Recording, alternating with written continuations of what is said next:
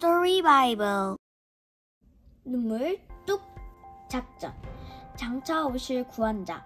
이사야 9, 11, 40, 50, 53, 55, 60장의 예언. 자신의 이름이 무슨 뜻인지 알고 있나요? 이사야라는 사람이 있었는데 그의 이름은 하나님이 구해주신다 라는 뜻이었어요. 약간 웃기는 이름처럼 들릴지는 모르지만 이사야에게는 딱 맞는 이름이었어요. 하나님이 이사야에게 특별한 일을 맡겨주셨거든요.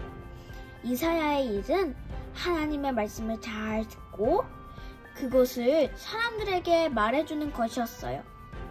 하나님은 이사야에게 한 가지 비밀을 일러주셨어요. 하나님이 그분의 망가진 세상을 고치실 거라는 비밀을요. 그분은 이사야에게 자신의 비밀 구원 계획을 알려주셨어요. 바로 눈물 뚝 작전이었지요. 하나님은 이사야에게 다음과 같은 말씀을 하셨답니다. 하나님이 마치 자기 자녀들에게 쓰신 편지와 같았어요. 사랑하는 어린 양떼에게, 넓은 들판의 양들처럼 너희는 다 나를 떠나서 헤매고 있다. 너희는 언제나 나를 피해서 달아나곤 했다. 그래서 지금 너희는 길을 잃었다. 너희는 돌아오는 길을 찾을 수 없다. 하지만 나는 너희를 향한 사랑을 거둘 수 없다. 내가 너희를 찾으러 가겠다. 너희는 캄캄한 방 안에 있는 사람들처럼 계속 더듬거리고 있다. 하지만 그 어둠 속으로 밝은 빛이 비칠 것이다. 빛이신 그분이 햇빛처럼 모든 그늘을 몰아낼 것이다. 작은 아기가 태어날 것이다. 왕의 아들이다. 그분의 엄마는 남편도 없는 젊은 여자일 것이다. 그분의 이름은 임마누엘이 될 것이다. 하나님이 오셔서 우리와 함께 사신다 라는 뜻이다. 그분은 다윗 왕의 후손이며 평화의 왕이다. 그렇다. 바로 그분이 와서 너희를 구해줄 것이다. 하지만 그분은 누구나 기대하는 그런 분은 아니다. 그분은 왕이시지만 왕궁에 살지 않을 것이다. 돈도 많지 않고 오히려 가난할 것이다. 그분은 종이 될 것이다. 하지만 이 왕이 온 세상을 고쳐줄 것이다. 그분은 영웅이 될 것이다. 그분은 자신의 사람들을 위하여 싸울 것이고 그들을 적들에게서 구해줄 것이다. 그러나 그분은 큰 군대로도 칼로 싸우지 않을 것이다.